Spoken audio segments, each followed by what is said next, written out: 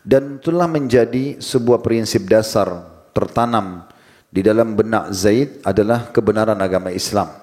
Dan semua yang disampaikan oleh Allah dan Rasulnya pasti benar. Di antaranya adalah kebenaran dalam menyebarkan agama ini dan berjuang untuknya. Dan kapan terbunuh karena membela agama ini atau menyebarkan berarti akan mati syahid. Maka dari awal masuk Islam, Zaid sudah berpegang pada prinsip itu sehingga terus saja dia berjuang mengikuti semuanya peperangan-peperangan Nabi SAW. Tidak tertinggal satupun peperangan kecuali beliau ikut. Dari Badr, Uhud, kemudian Khandaq, Bani Mustalik, perang Fathi Makkah, perang Hunain, perang Tabuk, dan ada peperangan-peperangan yang lain tentunya yang kecil, lebih kecil dari yang besar-besar tadi sudah kami sebutkan juga diikuti oleh Zaid. Dan bukan cuma itu, beliau juga terlibat dalam peperangan setelah Nabi SAW meninggal, tepatnya di masa Abu Bakar pada saat memerangi Nabi palsu Musailamah Al-Kadzab di wilayah Yamamah. Tokoh kita ini namanya adalah sama dengan nasabnya Umar bin Khattab, Zaid ibn Khattab bin Nufail bin Abdul Izzah.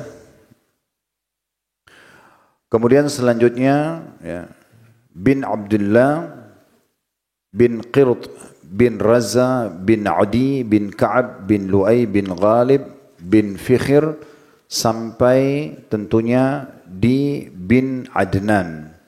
Jadi cukup panjang nasabnya kalau kita ingin bacakan. Yang jelas kunyah beliau Abu Abdurrahman karena asal anak pertama laki-lakinya bernama Abdurrahman. Dan Nabi SAW telah mempersaudarakan Zaid bin Khattab ini pada saat tiba di Madinah dengan seorang sahabat dari Ansar bernama Ma'an bin Adi Al-Ansari radhiyallahu anhum ajmain. Saya coba menukil dan mencari tentang nama istri beliau, nama-nama anaknya. Tidak banyak dinukil ya dalam buku-buku sejarah tentang masalah tokoh kita ini.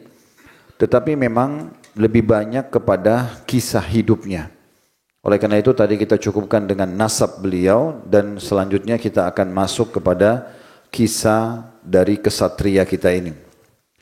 Saudaraku seiman, beliau termasuk as-sabiqun al-awwalun, orang-orang yang awal masuk Islam. Bahkan kita tahu Umar bin Khattab sendiri masuk Islam di fase Mekah, tapi Zaid telah mendahului dia masuk Islam. Dia termasuk yang awal-awal masuk Islam bersama dengan ya setelah tentunya Abu Bakar, setelah Zaid bin Haritha, setelah Ali bin Abi Thalib. Dia kurang lebih bersamaan dengan masuk Islamnya Zubair bin Awam, Talha bin Ubaidillah, Uthman bin Affan. Jadi dia termasuk orang-orang yang awal sekali menerima Islam. Walaupun memang tidak terlalu banyak dinukil tentang kisah beliau. Tapi ulama sepakat beliau masuk dalam as-sabiqun al-awwalun. Zaid bin Khattab ini karena dia bersaudara kandung dengan Umar bin Khattab, maka persis mirip secara fisik. Karena memang Umar bin Khattab bersaudara semuanya tinggi besar, kekar tubuhnya, dan kulitnya lebih cenderung berwarna sawo matang dan punya prinsip dalam hidup. Jadi memang Umar bin Khattab dan bersaudara ini sekeluarga terkenal orang-orang yang punya prinsip. Kalau berpegang pada satu pendapat, dia akan memperjuangkan sampai mati. Ya. Baik itu benar atau salah, itu sebelum masuk Islam. Tapi setelah masuk Islam, maka mereka mengalihkan semua prinsip tersebut hanya kepada kebenaran saja. Makanya Nabi SAW pernah berdoa di awal-awal Islam agar Allah menguatkan Islam ini dengan salah satu dari dua Umar. Umar bin Khattab dan Amru ibn Hisham. Ini Abu Jahal, namanya Amru bin Hisham. Ulama menjelaskan karena keduanya punya prinsip dalam berpegang pada sebuah pendapat, yang pendapat itu bagi dia benar. Maka dia akan berpegang sampai dia mati pun, dia akan memperjuangkannya. Dan akhirnya Allah Subhanahu wa taala memilih Umar bin Khattab radhiyallahu anhum ajma'in. Tidak banyak ditungkil juga kisah bagaimana kehidupan beliau di Mekah, tapi yang dinukil adalah kisah hijrahnya. Pada saat hijrah ke Madinah, dia hijrah bersama saudaranya Umar radhiyallahu anhum ajma'in. Dan kita tahu kisah yang masyhur pernah kita jelaskan dalam kisah Umar. di mana beliau pada saat mau hijrah, umumnya orang semua menyembunyikan hijrahnya kecuali Umar. Maka Umar pun naik ke atas bukit Abi Kubais di Mekah sambil teriak dengan suara lantang, "Wahai Quraisy, sesungguhnya aku akan hijrah ke Madinah. Barang siapa yang ingin ibunya kehilangan anaknya, ya, kemudian anaknya menjadi yatim, maksudnya kalau dia punya anak, dia pun terbunuh sebagai ayah di sini, maka silahkan temui aku di belakang bukit ini." Jadi dia mengiklankan terang-terangan kalau dia akan pergi hijrah, siapa yang ingin menghalanginya silahkan, tapi dia akan berhadapan sampai mati. Dan dinukil dalam buku-buku sejarah di saat mereka atau Umar bin Khattab hijrah ke Madinah, ikutlah banyak di antara kaum muslimin bersamanya, dan yang mendampingi di kiri kanan kafilah hijrah ini adalah Umar dan saudaranya Zaid radhiyallahu anhum ajma'in, karena keduanya memang memiliki kekuatan fisik yang terkenal. Dan itulah menjadi sebuah prinsip dasar tertanam di dalam benak Zaid adalah kebenaran agama Islam. Dan semua yang disampaikan oleh Allah dan Rasulnya pasti benar. Di antaranya adalah kebenaran dalam menyebarkan agama ini dan berjuang untuknya. Dan kapan terbunuh karena membela agama ini atau menyebarkan, berarti akan mati syahid. Maka dari awal masuk Islam, Zaid sudah berpegang pada prinsip itu, sehingga terus saja dia berjuang mengikuti semuanya peperangan-peperangan Nabi SAW. Tidak tertinggal satupun peperangan kecuali beliau ikut. Dari Badr, Uhud, kemudian Khandaq, Bani Mustaliq, perang Fathi Makkah, perang Hunain, perang Tabuk, dan ada peperangan-peperangan yang lain tentunya yang kecil, lebih kecil dari yang besar-besar tadi sudah kami sebutkan, juga diikuti oleh Zaid. Dan bukan cuma itu, beliau juga terlibat dalam peperangan setelah Nabi SAW meninggal, tepatnya di masa Abu Bakar pada saat memerangi Nabi palsu Musailamah Al-Kadzab di wilayah Yamamah. Nanti akan kita jelaskan dalam kisah beliau insyaAllah. Dan ada satu juga dinukil kisah tentang keunikan bagaimana cintanya dia dengan mati syahid dan ingin supaya masuk surga. Maka di perang Uhud, Umar bin Khattab, adik kandungnya, mengatakan, "Wahai Zaid, pakailah baju besi ini agar engkau bisa terlindung dari serangan-serangan musuh." Maka, dan dia Umar pada saat itu dalam beberapa riwayat dikatakan bersumpah, mengatakan, "Aku meminta atas nama Allah, pakailah baju ini agar engkau terlindung dari serangan musuh." Karena adiknya bersumpah agar Umar tidak kena denda atau kafarah dari sumpahnya itu, dan untuk memenuhi sumpah saudara seorang muslim, dan ini bagian daripada sunnah Nabi SAW, maka Zaid pun akhirnya memakai baju tersebut beberapa saat lalu membukanya. Lalu Umar bertanya, "Kenapa engkau membukanya?" Dia mengatakan, "Wahai saudaraku, sesungguhnya aku menginginkan apa yang engkau inginkan." Maksudnya mati syahid. Untuk apa pakai baju perang ini? Kalau ingin mati ya sudah, nggak usah dipakai, gitu kan? Maka akhirnya dalam buku-buku sejarah dikatakan kedua adik kakak ini tidak mengenakan baju perang keduanya. Tentu belum mati syahid di saat itu, tapi saking luar biasanya kita melihat bagaimana adik dan kakak ini benar-benar mengejar apa yang dijanjikan, dan ini ghaib. Mati syahid, dijanjikan surga, diampuni dosa, ini sesuatu yang ghaib. Ini butuh dorongan iman yang sangat kuat untuk membuat kita mau melakukannya. Kemudian tentunya disebutkan juga di halaman 500 ya, bagi yang pegang bukunya, bagaimana Zaid radhiyallahu anhu memiliki kiprah yang cukup besar dalam perang Uhud, terus ya mendobrak pasukan musuh, walaupun tidak disebutkan apakah beliau terluka, apakah ada korbannya, tapi diambil kesimpulan bahwasanya dia termasuk orang yang punya kiprah sangat besar pada saat perang Uhud itu sendiri. Dan Allah masih memberikan dia kesempatan hidup sehingga dia menghadiri perang Khandaq, dan tidak disebutkan juga apakah ada kegiatan khusus yang dilakukan, tapi dia hadir dalam perang Khandaq tersebut. Dia hadir dalam juga Bai'atur Ridwan. Bai'at Ridwan ini kesepakatan janji setia para sahabat kepada Nabi SAW untuk berperang melawan orang-orang Quraisy di saat Uthman bin Affan tidak dikembalikan oleh Abu Sufyan. Sedikit saya reviewkan tentang kisah Hudaybiyah. Setelah dikepung kota Madinah di tahun 5 Hijriah oleh pasukan Ahzab. Ahzab jamak daripada hizib yang berarti kelompok-kelompok. Allah juga namakan surah nomor 33 dalam Al-Quran surah Al-Ahzab untuk menggambarkan tentang cerita pasukan tersebut. Ada dua suku Yahudi, Kainuqa dan Nadhir, di kota Madinah diusir oleh Nabi SAW dari Madinah karena mereka mengkhianati kesepakatan damai. Kalau suku Kainuqa, mereka membunuh salah satu muslim di pasar mereka, lalu mereka tidak mau menyerahkan pembunuhnya. Kalau suku Nadhir, mereka berusaha membunuh Nabi SAW di saat Nabi SAW datang ke pemukiman mereka untuk mengantarkan dia. Dia itu kayak denda, ya, pembayaran seorang sahabat yang sempat membunuh atau terjadi cekcok dengan salah satu suku Arab yang mereka adalah sekutunya Bani Nadhir ini atau suku Nadhir ini. Jadi Nabi SAW tidak mengizinkan sahabat itu untuk pergi membawa dia langsung, takut dibunuh, maka Nabi berikan kepada suku Nadhir untuk disampaikan kepada suku Arab yang sahabat ini bercekcok dengan mereka dan ada korban dari suku itu. Tapi waktu mereka lihat Nabi SAW ada di dalam pemukiman mereka, mereka berusaha membunuh Nabi SAW dengan menyuruh satu orang naik di atas rumah untuk melemparkan batu ke arah Nabi. Namun wahyu datang menyampaikan tentang kisah tersebut atau rencana tersebut. Lalu Nabi SAW pun kembali ke masjid beliau, membentuk pasukan dan mengepung suku Nadhir. Jadi dua suku ini diusir oleh Nabi SAW di Madinah, mereka berkumpul di Khaybar. Karena mereka sakit hati, mereka menggerakkan suku Quraisy yang memang waktu itu masih membenci Islam di tahun 5 Hijriah untuk mengepung Madinah. Quraisy menyiapkan 4.000 pasukan.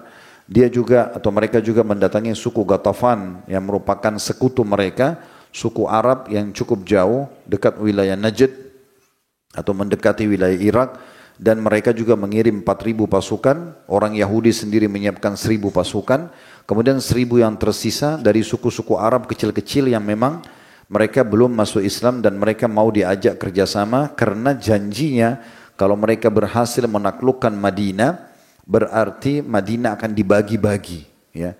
Apakah manusianya sebagai harta rampasan perang jadi budak atau hasil kebun kurma yang sangat terkenal dengan melimpahnya hasil kurma kota Madinah. Maka pada saat itu berkumpullah 10.000 pasukan semua berkuda mengepung Madinah selama 43 hari tapi mereka tidak berhasil dan Allah Subhanahu wa taala meniupkan angin yang kencang sehingga membuat porak-porandakanlah pasukan mereka. Setelah 43 hari mereka mengepung, makanya Allah mengajarkan kepada kita zikir yang kita baca pada saat Idul Adha dan Idul Fitri. Salah satu potongannya wahazamal ahzaba wahda.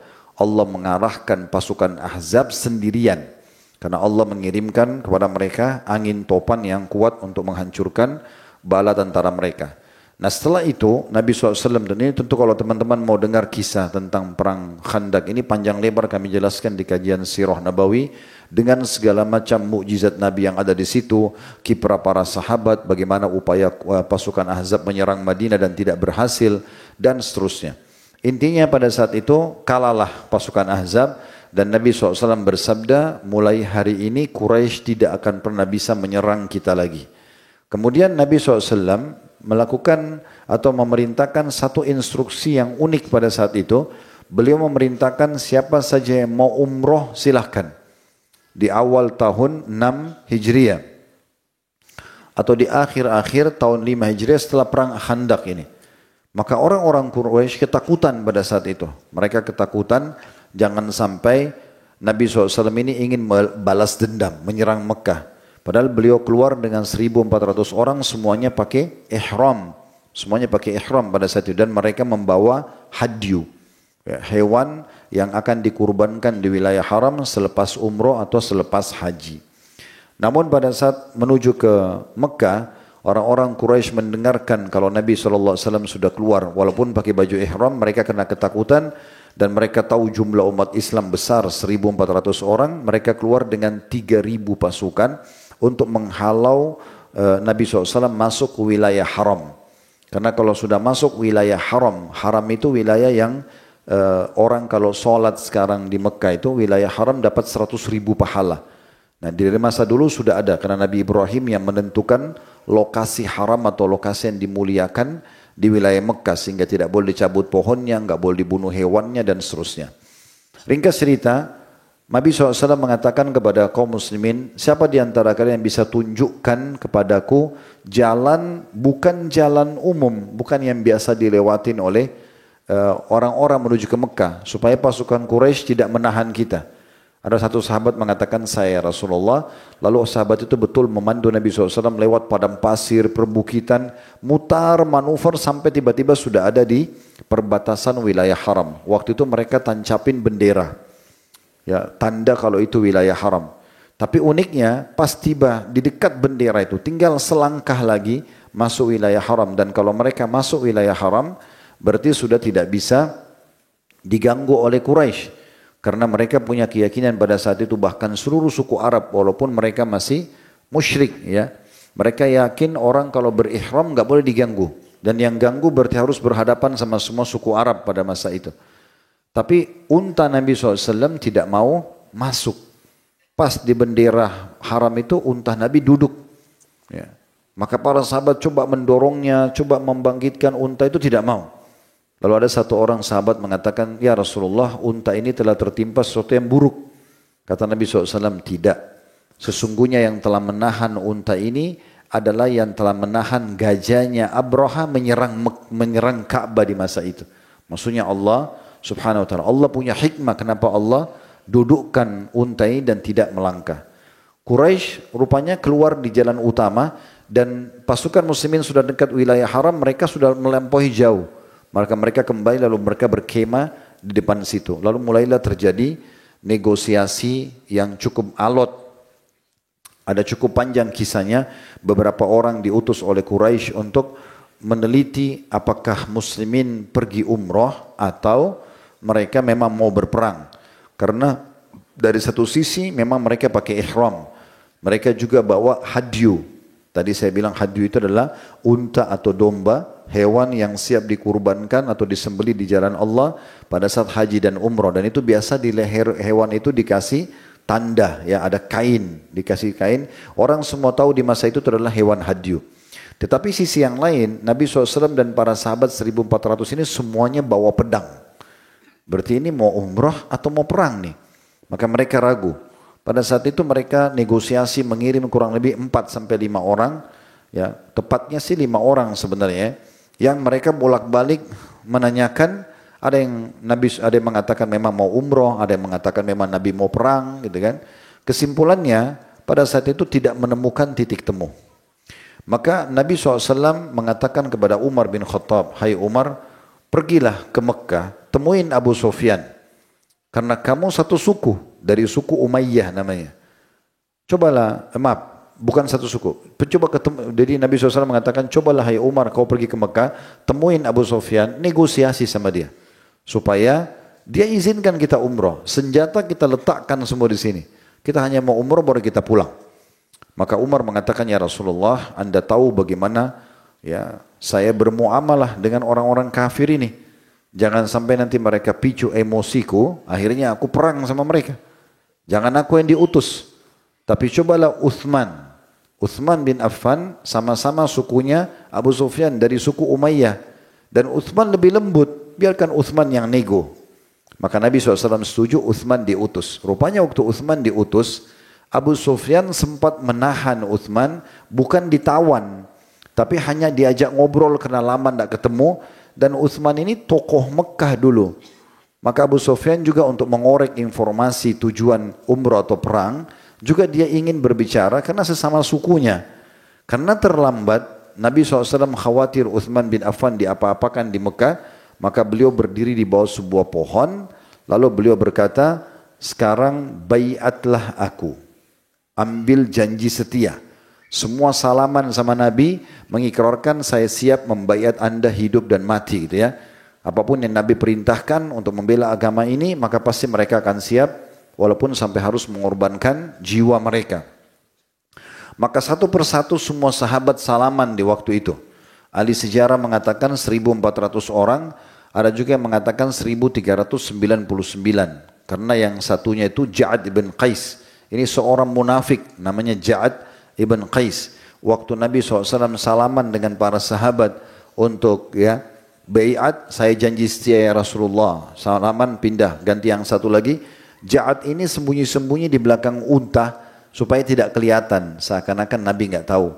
Makanya setelah bai'at semuanya, Nabi SAW melakukan atau menyebutkan statement beliau yang masyhur, kalian semuanya pasti masuk surga kecuali orang yang sembunyi di belakang unta merah itu. Maksudnya si munafik Ja'ad ibn Qais itu, ya, karena memang dia tidak mau membaiat. Sebagian ahli sejarah mengatakan 1398. Kenapa? Karena ada satu Uthman bin Affan yang ada di dalam Mekah. Makanya Nabi SAW setelah semua sahabat salaman baiat, maka beliau meletakkan tangan kanannya di atas tangan kiri atau tangan kiri di atas tangan kanannya sambil mengatakan ini adalah tangannya Uthman bin Affan. Jadi mewakili Uthman bin Affan. Sampai sebagian sahabat mengatakan, demi Allah tunggu, tentu saja tangan Nabi SAW lebih kami cintai daripada tangan kami sendiri. Karena kan mereka salaman sama Nabi. Tapi ini Nabi dua-dua tangannya Nabi pegangin dan mewakili Uthman bin Affan. Nah ini dikenal dengan Bai'at Ridwan. Bai'at itu ngambil janji setia, Ridwan itu keridoan. Karena mereka ridho dengan apa yang Nabi SAW minta, Allah pun ridho dengan mereka. Dikenal dengan Bai'at Ridwan. Nah semua yang hadir dalam Bai'at Ridwan dijamin masuk surga. Di antaranya hadir di situ adalah tokoh kita Zaid ibn Khattab radhiyallahu anhum ajmain. Kemudian selanjutnya, ya, tidak dinukil lagi kisah-kisah khusus setelah Bai'at Ridwan, karena setelah Bai'at Ridwan itu Nabi SAW mendapatkan berita gembira kalau beliau akan menembus benteng Khaybar, beliau akan bebasin Mekah, beliau akan menang di perang Hunain. Ini sudah kita panjang lebar jelaskan di kajian Sirah Nabawi. Maka Nabi SAW balik ke Madinah, tidak jadi umrah karena akadnya adalah tahun depan baru boleh umrah. Lalu kemudian terjadilah kehidupan Nabi SAW sampai perang Tabuk, peperangan terakhir. Nanti kesepakatan damai Hudaybiyah itu dikhianati oleh orang-orang Quraisy dan terjadilah penyerangan kota Mekah sampai takluk tangan muslimin. Lalu terjadi perangan dengan suku Hawazim dari Taif, di perang Hunain juga dimenangkan oleh muslimin. Lalu terakhir pengepungan wilayah Tabuk, wilayah yang dikuasai oleh Romawi, dan setelah itu Nabi SAW pulang lalu beliau sakit dan meninggal dunia alaihi salatu wassalam. Nah, sekarang kita pindah ke setelah Nabi SAW meninggal, di situ baru disebutkan lagi kiprah tokoh kita ini, yaitu ya pada saat Nabi SAW meninggal muncullah nabi-nabi palsu. Nabi palsu ini cukup banyak, ada Al-Aswad Al-Unsi, ada Musailam Al-Kadzab, dua-duanya ini meninggal dalam keadaan murtad ya, karena tadinya masuk Islam lalu mereka keluar ya. Kemudian ada yang kita bahas pada bulan yang lalu, Tulaih bin Khuwailid radhiyallahu anhu, tadinya juga ngaku nabi ya, kemudian dia murtad dari Islam, habis itu dia taubat nasuha dan mati syahid ya. Ini satu orang yang berhasil taubat kembali, tapi ada dua orang yang tetap dalam keadaan kekufuran. Nah kita bahas kerucutkan ke Musailam Al-Kadzab, karena Musailam Al-Kadzab ini orang dari yang mengaku nabi itu yang paling besar pengaruhnya, Baik, di sini ada satu kisah unik ya. Itu ada disebutkan di halaman 502. Ada namanya seseorang yang bernama Ar-Rijal ya, atau Ar-Rajal bin Unfuah. Ar-Rajal bin Unfuah ini perlu kita kenang kisahnya karena orang ini punya kisah unik. Abu Hurairah menukil kepada kita radhiyallahu anhu, beliau mengatakan pernah satu hari saya sedang duduk bersama seorang dari Ansar dan ini ya Ar-Rajal bin Unfuah, dan Nabi SAW melewati kami mengatakan, demi zat yang jiwaku dalam genggamannya, salah seorang dari kalian bertiga ini nanti akan menjadi penghuni neraka yang gigi gerahamnya lebih besar daripada gunung Uhud. Ini sahabat Nabi. Dan di masa itu kata Abu Hurairah, saya jadi khawatir tentang diri saya. Karena kedua orang ini orang-orang yang saleh di mata umat Islam. Dua-duanya coba menghafal Al-Quran, dua-duanya menghafal hadis Nabi SAW, gitu kan. Tapi subhanallah, Abu Hurairah mengatakan, berjalan waktu, orang dari Ansar ikut perang mati syahid. Sehingga tinggal saya bersama dengan Ar-Rajal bin Unfuah ini. Tapi saya lebih khawatir karena Raja bin Unfuah hafal Al-Quran waktu itu. Walaupun belum 30 juz karena ayat Al-Quran masih turun. Dia banyak hafal hadis Nabi SAW. Sehingga Nabi SAW kena percaya pada dia. Nabi utus dia untuk menjadi da'i dan menyampaikan tentang Islam ke orang-orang yang berada di Yamama, tepatnya suku Hanif namanya. Ya, suku Hanifah. Ini kebetulan sukunya Musailamah Al-Kadzab. Musailamah ini teman-teman pernah datang ke Madinah. Semua teman-teman sukunya masuk Islam kecuali dia. Awalnya tidak mau masuk Islam dia. Ya. Kenapa? Karena teman-teman sampai bilang, kenapa kau tidak mau masuk? Kenapa kau tidak segera masuk Islam? Kenapa masih nunggu sementara kami semua masuk Islam? Lalu dia ucapkan kata-kata didengarkan oleh Nabi.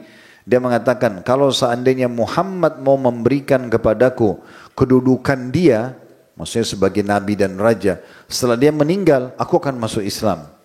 Maka Nabi SAW waktu dengar, Nabi marah dan keluar dari rumah beliau, masuk ke masjid dan mengatakan, saya demi Allah, saya tidak akan pernah memberikan ini pun kepadamu. Ya, dan Allah Subhanahu Wa Taala akan memberikan kekuasaan kepada siapa yang dia inginkan. Dan sesungguhnya aku mengiramu seorang yang pendusta. Maka keluarlah julukan Musailamah Al-Kadzab.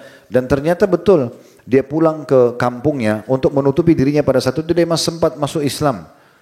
Ya, dalam beberapa athar, ada juga yang mengatakan tidak sempat masuk Islam. Kemudian dia pulang ke kampungnya, dia mengaku seorang Nabi.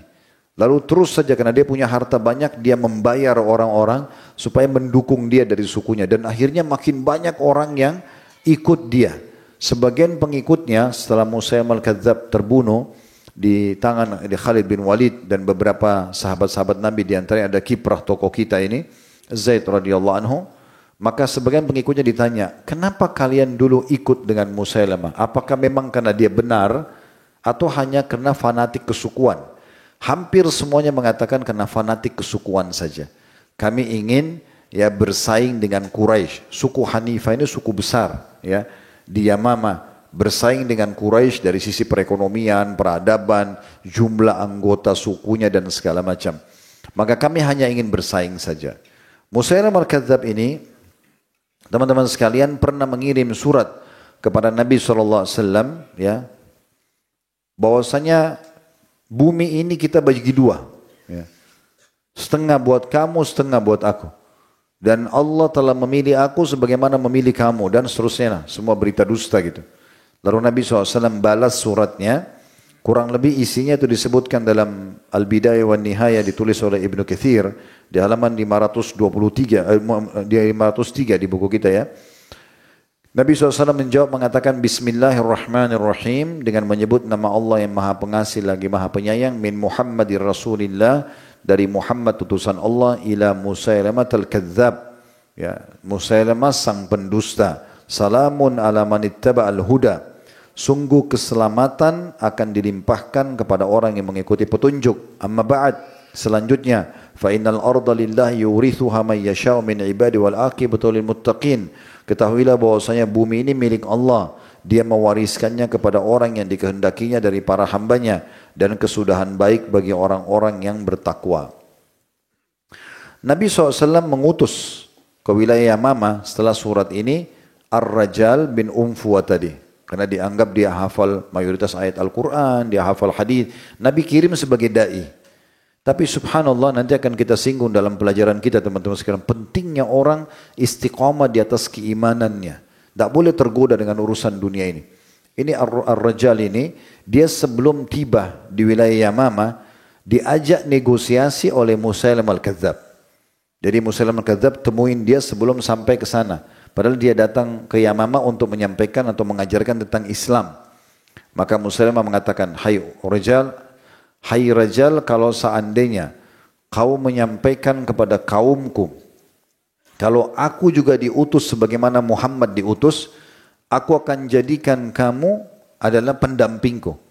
Waktu itu dianggap si Musailamah ini seperti rajahnya suku Hanifah gitu ya. Mereka punya wilayah yang sangat besar di Yamama. Yamama termasuk wilayah luas. Gitu. Maka aku akan angkat kamu menjadi pendampingku dan aku akan berikan kamu apa saja yang kau mau. Cuma satu saja, jangan dustakan kenabiannya Muhammad, bilang saja aku juga nabi sebagaimana dia nabi. Subhanallah, di saat dijanjikan akan diberikan harta melimpah jabatan, yang terjadi Ar-Rajjal pun terpengaruh. Padahal orang ini pernah lihat Nabi dengan mata kepala, beriman pada Nabi SAW, kemudian juga menghafal mayoritas ayat Al-Quran di saat itu, mayoritas menghafal hadis. Apa yang kurang dari situ? Kalau mau dibandingkan dengan kita hanya belajar, kita tidak pernah lihat Nabi dengan mata kepala kita. Kita belajar dari kitab-kitab yang sudah dinukil oleh para ulama. Ya, ini mungkin sangat jauh sebenarnya. Tapi subhanallah, hidayah di tangan Allah subhanahu wa ta'ala. Dan perlunya seorang mukmin dan muslim hati-hati terhadap iman yang sudah dimiliki, bisa saja tergoyahkan setiap saat. Makanya Nabi SAW selalu berdoa, Ya muthabbital qulub, thabbit qalbi ala dinik. Wahai zat yang mengokohkan hati hamba-hambanya, kokohkan hatiku di atas agamamu. Maka kata Aisyah radhiyallahu anha, ya Rasulullah, banyak sekali anda ulangi doa ini. Kenapa? Apa yang anda khawatirkan? Kata Nabi SAW, wahai Aisyah, yang namanya hati manusia berada di jari jemari Sang Maha Pengasih Allah. Dia membolak-balikkan sesuai yang dia inginkan. Artinya, bisa saja kalau Allah mau, Allah sesatkan seseorang, tapi tentu dengan kemahaadilannya.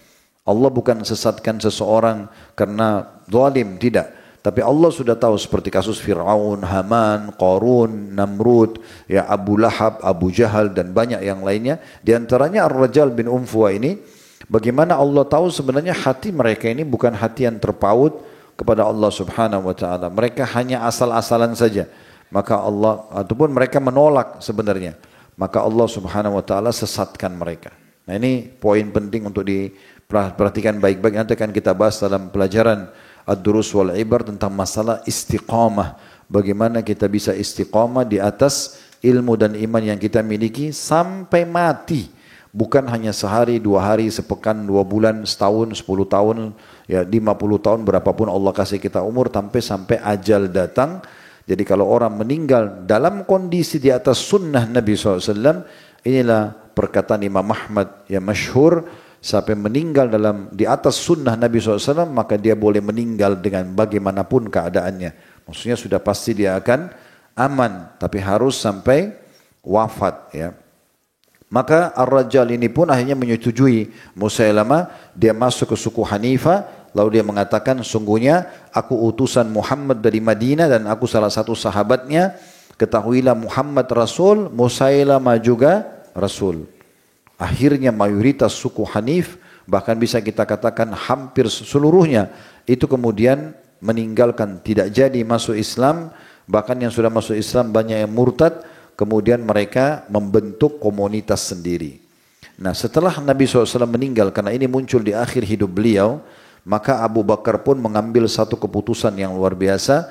Beliau mengatakan atau mengutus pasukan dan menyuruh mereka untuk menyerang nabi-nabi palsu. Kalau diakumulasi, saudaraku seiman, jumlah pasukannya Al-Aswadul Unsi, kemudian Musailamah Al-Kadzdzab, Tulayha bin Khuwailid, ya, dan juga orang-orang yang lain yang muncul di masa itu, ya, cukup banyak yang muncul juga, ya, yang muncul untuk mengaku sebagai nabi palsu, tapi kecil-kecil, yang besar-besar yang 3 ini, ya, Musailamah Al-Kadzdzab, Al-Aswadul Unsi sama Tulayha. Tapi Tulayha kita sudah bahas bulan lalu, dia kembali masuk Islam dan sampai istiqamah dan terbunuh mati syahid, ya, di masa Umar radhiyallahu anhu. Yang jelas teman-teman sekalian, pada masa itu, ya, Abu Bakar mengambil satu keputusan yang sangat bijak. Beliau memerangi orang-orang yang murtad seperti ini, ya, dan ini keluar sebuah hukum yang sangat penting dari semua keputusan yang diambil oleh Abu Bakar. Di antaranya Abu Bakar mengambil keputusan tentang masalah, ya, beliau memerangi orang yang menolak untuk membayar zakat. Dan dari sikapnya Abu Bakar ini, hampir seluruh ulama sepakat mengatakan bolehnya mengambil zakat secara paksa dari pemilik harta yang tidak mengeluarkan zakatnya karena menolak hukum zakat itu, bukan karena kejahilan, ya. Dan juga di sini bolehnya memerangi orang-orang yang mengaku nabi palsu, ya, sehingga akhirnya mereka habis dan tidak tersisa lagi pemahamannya, tersebar di kalangan muslimin. Dan tidak asing di masa-masa sekarang, bahkan ada yang mengaku juga sebagai nabi, ya, yang harusnya tidak boleh dibiarkan tentunya. Baik, pada masa itu terjadilah peperangan antara muslimin dengan pasukan Musailamah al-Kadzab yang cukup besar sekali. Dan di masa itu pasukan Musailamah al-Kadzab ini saking kuatnya dan banyaknya jumlahnya sampai mereka berhasil menembus kemahnya Khalid bin Walid. Dan hampir saja Khalid bin Walid terbunuh pada saat itu bersama dengan istrinya. Tapi Allah SWT berikan perlindungan, muslimin berhasil memukul mundur mereka sampai akhirnya mereka sembunyi dalam sebuah perkebunan besar milik Musailamah. Dan di saat itu mayoritas sahabat mereka semuanya berazam untuk bisa membunuh 2 orang. Itulah Musailamah al-Kadzab sendiri dan Ar-Rajal bin Unfuwa yang menjadi penyebab tersebarnya pemahaman kenabian palsu Musailamah tersebut. Maka akhirnya mulailah para sahabat diceritakan panjang lebar, mereka meminta kepada Khalid bin Walid untuk membentuk kelompok-kelompok pasukan dan mereka berperang. Terus saja mereka maju sampai tiba di perkebunan tersebut, sampai akhirnya tokoh kita ini yaitu Zaid bin Khattab, beliaulah yang menemui Ar-Raja ibn Unfuwa dan berhasil membunuhnya di saat itu. Dan dengan itu Zaid bin Khattab ini sebelum dia maju untuk membunuh Ar-Raja bin Unfuwa, memang dia sempat mengatakan, wahai sekalian manusia, gigitlah gigi-gigi taring kalian, lalu seranglah musuh kalian dan majulah terus. Dia mengatakan, demi Allah aku tidak akan berbicara hingga Allah Azza wa Jal mengalahkan mereka atau aku ketemu dengannya mati. Lalu aku akan berbicara kepadanya tentang hujahku atau alasanku. Maka dengan semangat yang besar dan bagaimana Zaid bin Khattab membakar semangat kaum muslimin dari muhajirin dan ansar untuk maju, yang dimaksudkan adalah gigit lagi gigi taring kalian, maksudnya tidak usah banyak ngomong, ayo segera menyerang. Ya, di sini maksudnya orang-orang Arab biasa mengatakan gigit gigi taring kalian, maksudnya tidak usah banyak ngomong, udah langsung saja action saja gitu ya. Maka semuanya pada maju menyerang dan yang berhasil membunuh orang yang murtad ini dan penyebab tersebarnya kenabian palsu, Ar-Rijal terbunuh di tangan Zaid bin Khattab radhiyallahu anhu. Dan dengan terbunuhnya Ar-Rajal, maka melemahlah kekuatan pasukan Musailamah al-Kadzab sampai Musailamah sendiri pun akhirnya terbunuh di tangan kaum muslimin. Dan pada saat itu, karena Zaid bin Khattab memegang panji muslimin di perang Yamamah, dan sementara suku Hanif masih cukup banyak jumlahnya walaupun pemimpin mereka terbunuh, maka pada saat itu ada sebagian orang dari suku Hanif ini yang menyerang Zaid secara rame-rame, kemudian berhasil membunuhnya. Dan akhirnya tokoh kita ini pun mati syahid. Dan dari sini keluar sebuah hukum bahwasanya orang yang dibunuh oleh orang-orang yang mengaku Islam tapi kalangan munafikin atau orang-orang yang tadinya Islam lalu dia murtad, maka tetap dihukumi sebagai orang yang mati syahid,